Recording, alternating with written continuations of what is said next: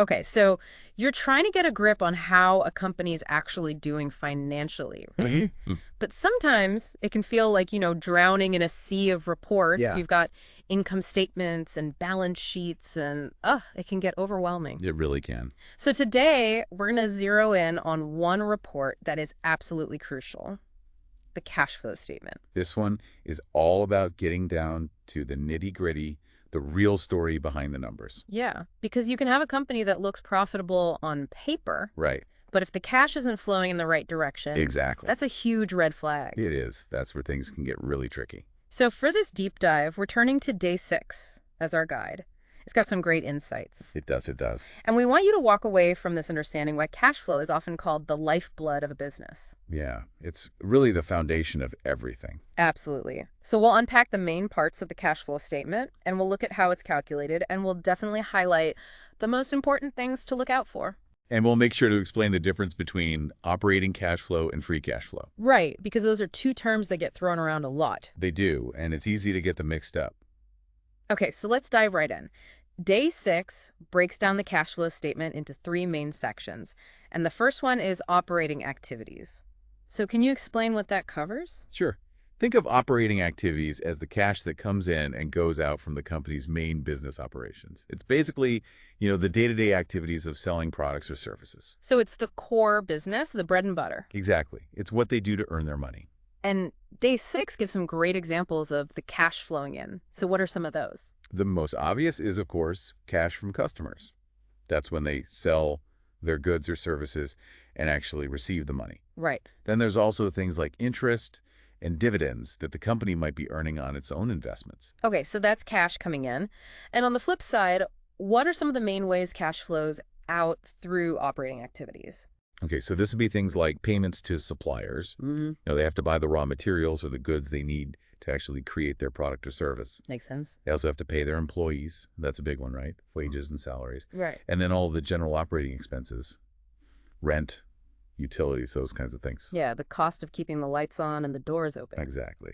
And, of course, taxes. Now, day 6 makes a really important point about what it means if a company has positive cash flow from operating activities. Right. It's a really good sign, right? It is. It is. It means that their core business is actually self-sufficient. So they're bringing in more cash than they're spending, Exactly. and they can cover their bills, and they're not relying on borrowing money or selling off assets just to stay afloat. Right. So positive operating cash flow is a great sign of a healthy business. It's a good foundation. Yeah, it is. But on the other hand, if you see consistently negative operating cash flow, Oh, yeah. that's a pretty big warning sign. That's a sign that something's not quite right. Right. It means they're not generating enough cash from their regular business activities to cover their expenses. And, eventually that's going to catch up to them. Yeah, you can't run a business on borrowed time forever. Right. So that was the first section, operating activities.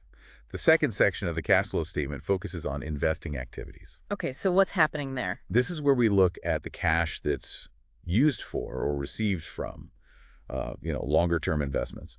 Think about things like buying or selling property or equipment. Okay. So this is about putting money into things that are going to hopefully benefit the company down the road. So it's about growth and expansion, right? Exactly. And these can be pretty significant cash outlays. They can be, absolutely. But if a company isn't investing for the future, they might be sacrificing growth opportunities. So let's talk about some examples here. What kinds of things would we see under cash flowing for investing activities? Well, this could be money that comes from selling off property or equipment that they no longer need. Okay. They might also sell investments they've made in other companies, or even, a whole business unit. And on the flip side, what about cash flowing out? So this is where you'd see things like buying new machinery or equipment, Right. or maybe purchasing land or buildings, Okay. or investing in other companies, whether it's through buying stock or acquiring a whole company. Now, day 6 points out that negative cash flow from investing activities isn't necessarily a bad thing. Yeah, that's a really important point. Because if a company's investing in its future, it's going to have to spend money to do that. Right. It's like, if you're renovating your house, you have to spend money up front to make those improvements. Yeah, but you're hopefully going to increase the value of your home in the long run. Exactly. So the key here is to look at what the company's investing in and whether those investments are likely to generate future returns. So we're looking for smart, strategic investments. Exactly. It's not just about spending money, it's about spending it wisely. That makes sense.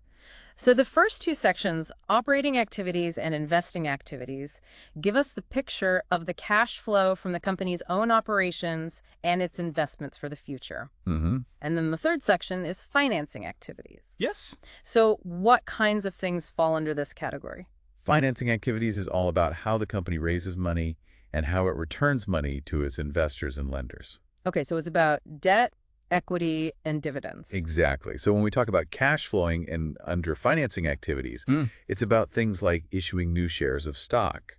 That's how they bring in money from new investors. Okay. They might also take out loans or issue bonds, which is essentially borrowing money. So they're either attracting investors or taking on debt. Exactly. And those are the main ways a company raises external funding. And then on the flip side, cash flowing out includes paying off that debt or those loans, right? Yeah. And paying dividends to shareholders. That's how they return some of the profits to the company's owners. So there's a lot going on in this section. Yeah. It's about the company's capital structure, how they're financed. And day 6 highlights a really important point here. Right. If a company is constantly borrowing money just to keep its operations going, Yeah. that's a major warning sign. It is. It means that their core business isn't generating enough cash on its own. They're relying on external financing to survive. And that's not sustainable in the long run. Not at all. Because eventually, those lenders are going to want their money back. So we've covered the 3 main sections of the cash flow statement: operating activities, investing activities, and financing activities. And day 6 also talks about 2 different methods for calculating the operating cash flow section: the direct method and the indirect method. Yeah. So can you walk us through those? Sure. The direct method is probably the most straightforward. You're basically listing all the actual cash inflows and outflows that are directly related to the company's operating activities. So it's a detailed breakdown of where the cash came from and where it went. Exactly. So you might see a line item for cash received from customers, and then you deduct things like cash paid for wages, cash paid for rent, and cash paid for utilities. So it's very transparent. You can clearly see the main sources and uses of cash. Right. Day 6 gives a simple example. Yeah. Let's say they receive $50,000 from customers, but then they pay $10,000 for wages and $5,000 for rent and utilities. That would leave them with a net cash flow from operating activities of $35,000. Okay, that's pretty clear. So why wouldn't all companies use this method? Well, as Day 6 points out, the direct method does require a lot of detailed tracking of every single cash transaction related to operations. So it can be a bit more work. It can be, especially for larger, more complex companies. So that brings us to the indirect method. Right. This method starts with the company's net income figure from the income statement, and then it adjusts that number to account for non-cash expenses and changes in working capital. Okay, so it's a bit less direct. Yeah, it's a bit more indirect. But it ties in with the income statement, which companies are already preparing. Exactly. So, for example, one of the adjustments they would make is for depreciation. Depreciation is a non-cash expense. It's recorded on the income statement, but it doesn't actually involve a cash outflow. Right, because it's the gradual reduction in the value of an asset over time. Exactly. So they would add back the depreciation expense to the net income to get a more accurate picture of the cash flow. Okay, that makes sense. They also have to adjust for changes in working capital. Working capital is basically the difference between a company's current assets and its current liabilities. So things like accounts receivable, which is the money customers owe them. Right. And accounts payable, which is the money the company owes to its suppliers. So if those accounts change from one period to the next, it can affect the actual cash flow. Exactly. So they have to factor those changes in. So it's a bit more complex than the direct method, but it's often easier for companies to do because they can use information that's already available in their financial statements. Right. And as Day 6 mentions, the indirect method is actually the more commonly used method. Okay, so regardless of the method they use, the goal of the operating activity section is to give us a clear picture of how much cash the core business is actually generating. Exactly. And that's really important for assessing a company's liquidity. Okay, now you mentioned liquidity. Can you explain what that is and why cash flow is so important for it? Sure. Liquidity basically refers to a company's ability to meet its short-term financial obligations. Can they pay their bills? Can they make payroll? Can they cover their upcoming debt payments? So it's about having enough cash on hand to meet those immediate needs. Exactly. And that's why cash flow is so crucial. A company can be profitable on paper. Their revenues might be higher than their expenses. But if they don't have enough cash coming in at the right time, they can still run into trouble. So they might not be able to pay their bills, even if they're technically making a profit. Right. Day 6 emphasizes that a profitable company can still go bankrupt if it doesn't have enough liquidity. That's a really important point. Profit doesn't always equal cash flow. It doesn't. And investors understand this. They prefer companies that have strong, positive operating cash flow because it signals a healthier and more sustainable business. Yeah, because it shows that the company can actually generate the cash it needs to operate. Exactly. So it's a much better indicator of a company's true financial health than just looking at the profit figure. So based on day 6, what are some of the warning signs of poor cash flow that we should be on the lookout for? Okay, well, the most obvious one is negative operating cash flow. If a company's core business isn't generating enough cash to cover its basic operating expenses, that's a big red flag. Right, we talked about that earlier. Yeah. Another warning sign is a high dependence on financing cash flow. If a company's constantly borrowing money just to keep its operations going, that suggests a fundamental problem with their business model. They're not generating enough cash internally. Exactly. And finally, consistently declining cash reserves can be a warning sign as well. So if their bank balance is shrinking over time, that's not good. Right. It suggests that they're spending cash faster than they're earning it. Okay, so those are some of the red flags. What about the positive signs? What does good cash flow look like? Well, positive operating cash flow is obviously a good sign. Right. It means that their core business is strong and healthy. Another good sign is strategic investments. Okay. If a company is using cash to invest in things that are likely to generate future revenue, that's usually a positive sign. So they're investing for growth. Exactly. And finally, stable or growing cash reserves are a good sign. Okay. It means that the company has a cushion to withstand unexpected challenges or to take advantage of new opportunities. So they have a safety net. Yeah, exactly. Okay, so we've talked about cash flow in general, and we've looked at the 3 main sections of the cash flow statement. Now, day 6 also makes a distinction between operating cash flow and free cash flow. Uh-huh. Can you explain the difference? Sure. Operating cash flow, or OCF, is the cash that's generated from the company's normal day-to-day business operations. Okay, so it's the cash from running the business. Exactly. The formula for calculating OCF is net income plus non-cash expenses plus changes in working capital. Day 6 has an example where the company had a net income of $50,000 plus $5,000 in depreciation plus a $2,000 increase in accounts payable. So their OCF would be $57,000. So that tells us how much cash the core business operations brought in. Right. But then free cash flow, or FCF, takes it a step further. It's the cash that's left over after a company has paid for its necessary investments in things like property, plant, and equipment. Those are often referred to as capital expenditures or CapEx. So it's the cash they have left over after they've invested in maintaining and growing the business. Exactly. And that free cash flow can then be used for other things like paying dividends to shareholders, reducing debt, or just saving for future needs. Okay, so it's the discretionary cash flow they have after they've taken care of the essentials. Exactly. The formula for calculating XCF is operating cash flow minus capital expenditures.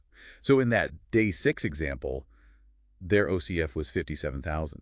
If they spent $10,000 on capital expenditures, their free cash flow would be $47,000. Okay, so it's a measure of how much cash they have available after they've invested in their future growth. Right.